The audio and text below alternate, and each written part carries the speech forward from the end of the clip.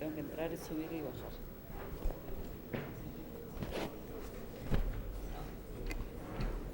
Está como que muy bajo.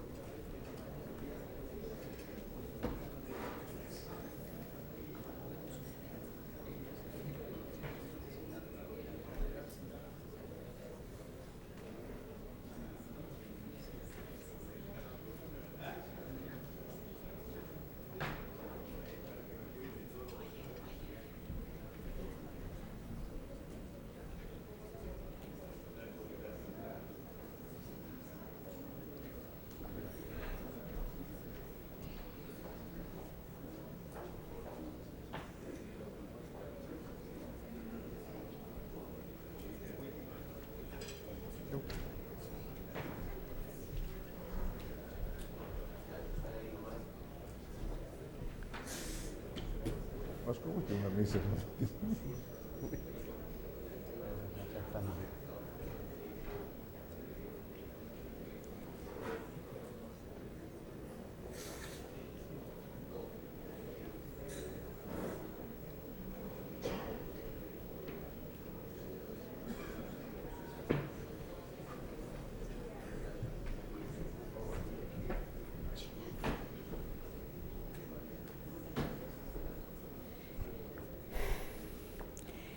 Muy buenos días, señor alcalde de Pueblo Libre, señor Rafael Santos, señor congresista Werner Cabrera, presidente de la Comisión de Educación, iba a decir señor ministro José Antonio Cham, pero se ha tenido que ir este entretenido Consejo de Ministros. Estamos reunidos esta mañana gracias a la invitación de IPAE y a la insistencia de Roberto, que estoy seguro todos deben haber experimentado en estos días, para escuchar y aprender cómo lograr esta extraña y compleja fusión que es la participación de empresarios privados en la educación pública. Y siento que estamos acá solo porque nos hemos convencido que la única manera de desarrollar nuestro país es de una manera permanente a través de la educación. Hace algunos años escuché decir en Trujillo a Timothy Ong, el encargado del Plan de Desarrollo del Sultanato de Brunei, que los países que progresan de verdad son aquellos capaces de monetizar sus recursos naturales e invertirlos en educación. En otras palabras, son los países que consideran la educación como una inversión y no como un gasto. Algún día comprenderemos que el dinero invertido en educación, si ésta es de calidad, será el que nos dé un mayor rendimiento como país. ¿Entenderemos que entregar más dinero proveniente de impuestos a la educación tiene un altísimo retorno si se hace bien? Creo que esta reunión y la asistencia esta tarde de Lucho Carranza es una demostración que hoy pensamos que la educación es demasiado importante para ponernos de costado y dejársela únicamente al Estado. Y ello probablemente significa que en algo participamos por lo dicho por Ong. Para compartir las experiencias de países vecinos, esta mesa está compuesta por 3 expositores. Jorge Enrique Giraldo, que viene de Colombia, María Lucía Meirelles, del Brasil, y José Miguel Morales, que juega como local. Luego de las exposiciones tendremos los comentarios de Julio Velarde y Eduardo Hochil, y de allí una rueda de preguntas. Empezaremos entonces por orden alfabético para que nadie se ponga de mal humor. Jorge Enrique Giraldo Nieto es un ingeniero electricista de profesión, fundador y presidente de Public, empresa con 35 años de existencia, ubicada en la zona cafetalera colombiana, en la zona de Pereira, que se dedica a diseñar y producir con ingeniería colombiana sistemas de información electrónica digital con aplicaciones industriales financieras, de control de gestión, de seguridad vial y de comunicación urbana. Y como él mismo me ha dicho, es la única en América Latina de su género. Jorge Enrique es miembro fundador de la Fundación Empresarios por la Educación de Colombia desde el año 2002 y han movilizado 13 departamentos colombianos y en ellos a empresas y empresarios a favor de la educación preescolar, básica y media, cooperando estrechamente con el Ministerio de Educación de Colombia y autoridades departamentales y municipales, ONGs y centros académicos de las regiones allí donde opera la Fundación. Buscando información sobre Jorge Enrique, encontré en Google, que como ha dicho Roberto es lo que más buscamos todos, un discurso suyo del año 2004 con motivo del 30 aniversario de su empresa, donde dirigiéndose al presidente de Colombia, el presidente Uribe, señalaba que la competencia entre empresas y entre naciones en el futuro sería una competencia entre sistemas educativos y que los países y corporaciones más productivas y ricas serán las que cuenten con una mejor información y una formación adecuada de su personal. Jorge Enrique, por favor, cuéntanos sobre la Fundación Empresarios por la Educación de Colombia y las actividades que ustedes realizan.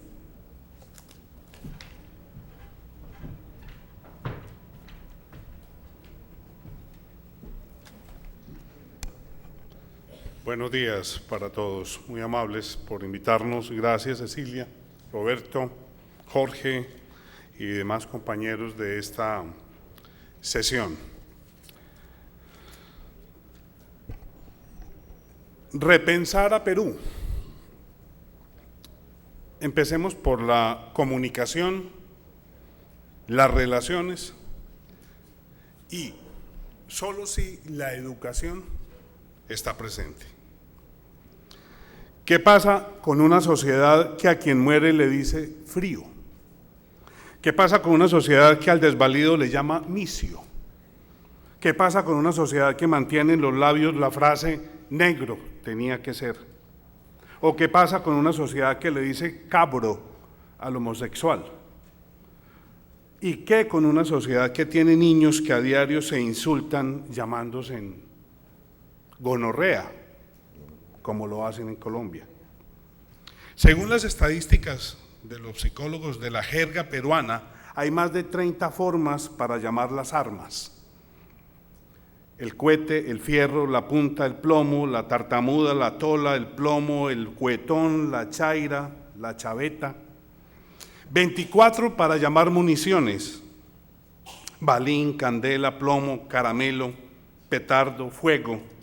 Más de 19 expresiones que significan violencia: agitar, reventar, turba, pandillaje. Otras tantas relacionadas con la muerte: reventar, eliminar, arreglar, bajar, barrer, borrar, caer, colgar, estallar, estirar, limpiar, quiñar, tronar, tumbar, mancar, fritar. Existen más de 35 palabras para insultar: lenteja, lorna, mañoso, monse, ñaco, pastrulo, pezuñento, ruca, toquero, padilla, acharado, cachiciento, cabro, etc. Hay más de 15 palabras que hacen alusión a la droga: tiro, porro, cachito, cacho, marimba, merca, blanca, paco, polvo, blanquita, moño. Y para elogiar tenemos escasos 10 vocablos. ¿Cómo hiciéramos para multiplicar las palabras que significan esperanza, fraternidad, respeto, tolerancia, honestidad, lealtad, responsabilidad, carácter, todas ellas para restarle violencia a nuestras relaciones diarias? Circula entre nosotros un lenguaje que simultáneamente refleja la actitud de intolerancia y de desenfreno que prevalece en la sociedad y un cambio radical en las relaciones sociales y de valores éticos. Como si las palabras fueran gratuitas, cuando las palabras son mensajeras y portadoras del sentimiento de quien las dice. En la actualidad, llevan al otro un mensaje de agresión, de desprestigio y de desvalorización, actitudes predominantes en nuestras formas de relacionarnos hoy, cotidianamente. Aterra la abundancia de expresiones que indican traición y fuerza contra la escasez de las referidas a la amistad, la lealtad y la vida. El sistema que viene prevaleciendo entre nosotros, la hegemonía cultural que nos rige, es la muerte, el desconocimiento del otro o el desprecio consciente, el paradigma de la muerte y no el paradigma de la vida. Como dice Sábato en su Resistencia, trágicamente el hombre está perdiendo el diálogo con los demás y el reconocimiento del mundo que lo rodea, siendo que es allí donde se dan el encuentro, la posibilidad del amor y los gestos supremos de la vida. Muchas veces me ha sorprendido, dice Sábato, ¿Cómo vemos mejor los paisajes en las películas que en la realidad? Hasta aquí, Sábato. Es una depredación general que se ejerce en las ciudades como si no nos bastaran ya para arrasar los bosques, los ríos y los campos. El malestar social originado en nuestras palabras es enorme, aun cuando sea difícil medirlo, y es peor que los más atroces ataques que sufrimos hoy. Son leves como estos y quizás dejan más heridos y resentidos. Pensemos un momento a cuánta gente se ofende en la ciudad con una sola de las expresiones mencionadas. Porque todos sabemos que ese lenguaje de desechable, muñeco, etcétera, oculta una postura de tal desprecio que lleva fácilmente a la pavorosa y mal llamada limpieza social, la más escandalosa violencia de quien pueda imaginarse. Todo esto nos demuestra que hemos perdido la solidaridad y el afecto a nuestro prójimo. Es urgente rescatar la sonrisa de nuestra gente. Es urgente una tendencia general para recuperar el sentido de pertenencia, la comprensión, la tolerancia, el respeto por los demás. Pero hay una manera de contribuir al cambio que necesita nuestra gente, que necesitamos los latinoamericanos, los colombianos, los peruanos, y no es resignarnos. Debemos entonces procurar con todas las fuerzas desarmar este lenguaje y cada uno de nosotros iniciar una recuperación de la palabra en su más limpio significado, como voz del sentimiento que merecemos transmitir. ¿Dónde? En la escuela, en la familia, en el trabajo. William Ospina, uno de nuestros más famosos escritores, decía recientemente en su último libro: si alguna revolución requiere la educación, pienso que es la revolución de la alegría, que les devuelva y les confiera a los procesos educativos su radical condición de aventura apasionada, de expedición excitante, de juego y de fiesta, porque anteriormente nadie podía aprender a través del juego o de la fiesta, porque anteriormente todo estaba referido a estudiar y memorizar. Estudio y diversión se miraban como universos excluyentes. Había en la escuela un tiempo dedicado al estudio y otro a la recreación, tajantemente separados, para que nadie llegara a confundir el uno con el otro. Solo así, con la práctica diaria y consecuente de los valores humanos, de educación y diversión juntas, podremos convivir rodeados de vecinos tolerantes, ciudadanos respetuosos, empleados serviciales, compañeros de trabajo entusiastas y eficaces, funcionarios idóneos y honestos, ejecutivos dinámicos y diligentes, patronos honrados, empresarios que respondan a la confianza de sus clientes, adultos que le cumplan las promesas que hacen a los niños. Si nuestros países reinventaran su sistema de educación, dentro de 30 años serían naciones diferentes, y solo si acumulamos cada década por países como los del tamaño de Colombia y Perú, 36.000 nuevos científicos y técnicos que se necesitan como masa crítica por cada uno, los países empezarían a cambiar. Estamos atrasados, no podemos perder más años.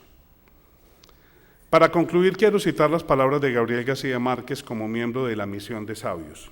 Creemos que las condiciones están dadas como nunca para el cambio social y que la educación será su órgano maestro, una expectativa desde la cuna hasta la tumba, inconforme y reflexiva, que nos inspire un nuevo modo de pensar y nos incite a descubrir quiénes somos en una sociedad que se quiera más a sí misma. Amigos, comunicadores, académicos, estudiantes, empresarios, compañeros empresarios, la impresión que les pueda generar mis palabras tiene un paliativo en cosas que ya empezamos a reconstruir. Les mostraré algunos datos a continuación. En los últimos 100 años, Colombia ha tenido 120 ministros de educación. El promedio de ministro en ejercicio es de 8 meses y medio. Y quiero hablar de los secretarios de educación que están en las municipalidades. El promedio de un secretario de educación, en Colombia la educación se inició a independizarse, descentralizarse del ministerio hace aproximadamente 4 años, 5 años. Pero el promedio de secretarios de educación que colaboraban con las transferencias, todo estaba centralizado en la capital de la República, en Bogotá, era de 2 meses y medio. Lo que yo vengo a compartirles no es otra cosa distinta que nuestra experiencia, pero hay unos condicionantes. Esto es un tema de largo aliento, donde todos los actores tienen que participar, los políticos, los educadores, la academia, los empresarios, los medios y los educandos. El ministro se refería ahora a unas cifras muy importantes. No hay una empresa más importante en ningún país de América Latina que la educación. En el caso colombiano, cada día hay 10.000 establecimientos abiertos al público. No existe en Colombia y en Perú ninguna empresa que tenga 10.000 puntos de venta. Esta es una empresa que en el caso colombiano tiene 1 millón de empleados que laboran diariamente y que se supone deben laborar en armonía. En Colombia hay 15 millones de clientes diarios. Supongo, por las cifras que dio el ministro, que la cifra está muy cercana a los 8,5 millones de clientes, de los cuales 6,5 millones estudiantes pertenecen a la educación pública. Entonces, ¿qué hacer con el tema de 120 ministros de educación en los últimos 100 años? Hemos promovido desde Empresarios por la Educación en Colombia un pacto con los candidatos. Ustedes tienen próximamente elecciones el año entrante. Y lo que hicimos en Colombia fue trabajar con todos los candidatos. Y lo hicimos ya porque nuestra experiencia va más allá de 7 años. Lo hicimos con candidatos a la presidencia, candidatos a las alcaldías, a las gobernaciones o directores de las municipalidades, como lo llaman acá, senadores y representantes. En el caso del presidente Uribe, ese fue un pacto que su ministro, en este caso ministra de Educación, Cecilia María Vélez, que estará en Arequipa, entiendo, en noviembre, el presidente prometió que mientras él fuese presidente no tendríamos sino una sola persona al frente del Ministerio de Educación. Y eso lo ha cumplido. Pactamos además procesos de transferencia de conocimientos de empresa privada al ministerio. Por ejemplo, la primera evaluación que hicimos del ministerio, para citar solamente 2 casos, el 62,3% de los empleados del Ministerio de Educación en el año 2002 no sabían operar una computadora. Y los profesores de inglés que tenían las escuelas en Colombia, los colegios, entidades educativas en general, el 86% de los profesores de inglés no sabía inglés. Entonces empezamos a trabajar en el perfil de los secretarios de Educación y en el perfil de los funcionarios adscritos al Ministerio de Educación. Y así como lo hacemos en nuestras empresas, nosotros no admitimos sino talento brillante, personas capacitadas y ponemos a prueba todas las fórmulas habidas y por haber antes de ingresar un funcionario o un empleado a nuestra organización. Pero ¿qué tan seguros estamos de la calidad del profesor que tienen nuestros hijos al frente durante 6 horas al día? Entonces empezamos a entregarles a los candidatos unos perfiles. Bueno, y se firmó un pacto con esos candidatos, de tal manera, ustedes lo saben, me imagino que se practica igual en Perú, cuando alguien es candidato, todo lo acepta. Así que hicimos unos pactos por escrito y cobramos esa factura cuando ese candidato ganó. Y le dijimos, aquí está este pacto, así que vamos a trabajar con usted. Pero trabajar de manera armoniosa, de manera sincrónica. Y lo hicimos también con los sindicatos. FECODE ha sido un sindicato absolutamente poderoso en Colombia. Pero sorpréndase, nunca antes, en los últimos años, profesores, educadores, el ministerio y empresarios por la educación, ahora habíamos tenido tanta armonía y tanta camaradería. Voy a avanzar muy rápidamente, se me está acabando el tiempo. Bueno, Empresarios por la Educación en Colombia tiene este directorio, vamos a lograr que aquí se publique, no sé, pero el público lo va a poder ver. Ok.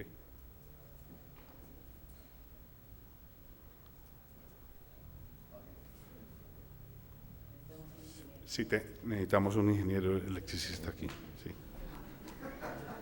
Ok, mientras avanzamos con un tema de la imagen, quiero compartirles. Ok, aquí está. Este es el directorio actual de las principales empresas y ejecutivos. Vale decir que no se admite delegación en las juntas, ni de la fundación a nivel nacional, ni de los capítulos en las regiones, de nadie que no sea el propio presidente de cada una de las compañías. Hay unos criterios de operación que están ahí, no les voy a leer lo que ustedes pueden hacer con sus propios ojos. Esta presentación de todas maneras queda aquí en esta institución tan importante, el IPAE, para que lo puedan observar. Me imagino que se podrá tener en la página web del IPAE. Esos capítulos son los que existen hoy en Colombia. Al principio fue una maratón muy importante, con un seguimiento y un programa de seguimiento muy grande. Influimos sobre más o menos 4.000 empresarios en Colombia, visitamos cada una de estas regiones, se hizo un documento de obligaciones mínimas, pero contamos con unas secretarías que tuvieron la base y la partida de la creación de Empresarios por la Educación en Colombia. Los gremios fueron y han sido absolutamente vitales en la creación de estos capítulos. Cada capítulo tiene su junta y esos capítulos forman parte cada mes de una reunión con cada secretario de Educación de mi municipalidad o con cada secretario de Educación del departamento o del Estado. Y lo que hacemos no es otra cosa distinta que transferir conocimiento. O sea, no son reuniones de retóricas, de reclamos, sino que cada reunión tiene que dejar una experiencia positiva. Y eso está documentado y eso tiene unos indicadores de impacto, unos indicadores de resultado y demás. Esos son el total de aliados. Estas son algunas cifras de resultado a diciembre de 2008. ¿Dónde estamos? ¿Dónde estamos trabajando? Aquí hay algo muy importante. El ministro se refería ahora al presupuesto para mantenimiento de las escuelas y que estaba muy dinámico el ministerio. En Colombia también lo era y había presupuestos para mantenimiento. Miren, durante 4 años consecutivos, gracias al sistema interactivo de consulta de estructura, es un software que se escribió en la empresa privada, en la Cámara de Comercio de Barranquilla y Promigas, que es una compañía muy importante en energía. Se diseñó a través de su área de sistemas un software que permitía digitalizar todas las estructuras, toda la arquitectura de las entidades de educación. Y entonces empezamos a recorrer Colombia y a digitalizar todas las escuelas y colegios públicos en principio. Bueno, descubrimos que en el presupuesto había durante 4 años un rublo para hacer mantenimiento a un colegio. Y fuimos al colegio y lo único que tenía el colegio era el lote. No existía colegio. Y descubrimos que habían presupuestos de mantenimiento para unidades sanitarias de colegios, para 80 unidades sanitarias, y el colegio solamente tenía 22. Y eso se encadenó. Así que gracias a una acción como esta pudimos digitalizar, hoy ya está digitalizado el 50% de las escuelas y colegios públicos en Colombia, y eso forma parte, por decreto del Ministerio de Educación, de la necesidad de estar digitalizado. Cualquier colegio sí quiere tener algún nivel de recurso para infraestructura o recursos para útiles e incluso para docentes. Había trasteo no de votos, no sé si ese término se utiliza en Perú, pero allá había trasteo de niños. Vale decir que cuando el inspector del Ministerio de Educación iba, o los supervisores, a valorar las escuelas y colegios, se daba un fenómeno muy particular, y era que habían unos niños muy parecidos en colegios muy diferentes, y es que trasteaban los niños para poder cumplir con los estándares que obligaba el ministerio. Hay otro asunto. Yo les quiero reafirmar que este sistema de valoración digital de estructuras está disponible para ustedes también. Ya se ha hecho esta valoración en todos esos departamentos. Está digitalizada la estructura física de la educación en buena parte del país. Este es otro tema muy importante en transferencia de conocimiento. E4E tiene unos productos, dentro de ellos está T4E, Tiempo para Educar. ¿En qué consiste?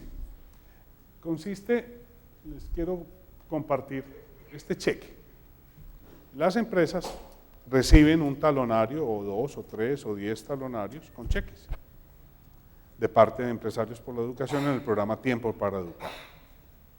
Internamente se ha hecho toda una motivación para efectos de que sus profesionales, técnicos, tecnólogos, o gente que tenga algún conocimiento particular, se inscriba en su empresa para donar horas de trabajo en instituciones educativas. Muchas empresas, y esto es la gran mayoría, hacen la donación del doble de tiempo del empleado. Vale decir que si un empleado quiere donar 10 horas al mes, la empresa, muchas empresas no están obligadas de hecho, pero lo hacen. También le dicen al empleado, tenga otras 10 horas de la empresa para que vaya y su trabajo se multiplique. Entonces ese cheque lo firma el voluntario y lo firma el presidente de la empresa o el gerente general. Y ese cheque se manda a Empresarios por la Educación y allá se consigna en horas voluntarias. Ese gran capital de conocimiento se lleva a través de unos extractos, como nos llegan los extractos bancarios, pero estos son muchas veces más positivos, para decirnos que hay un determinado número de horas de tal nivel de profesión, de tal actividad, y nosotros vamos conduciendo ese capital humano a voluntariados. Eso ha sido un programa absolutamente impresionante y es un programa que pudiéramos también transferir en conocimiento para que ustedes lo tengan acá en el Perú. Una experiencia también muy, muy positiva. Bueno, adicionalmente hemos logrado que revistas importantes, prensa, periódico El Tiempo, El Espectador, revistas como la revista Dinero, Semana, Cambio, la radio, nos dan espacios en páginas semanales, según sea la periodicidad del medio, o radiales, para que alguien de Empresarios por la Educación escriba o diga o asista a una entrevista donde los medios están siendo informados de todo este proceso de vinculación. Bueno, con el tema de voluntariado hay que citar algo muy importante, la academia. Entiendo que el IPAE lo hace, tienen un diplomado, una especialización para rectores o directores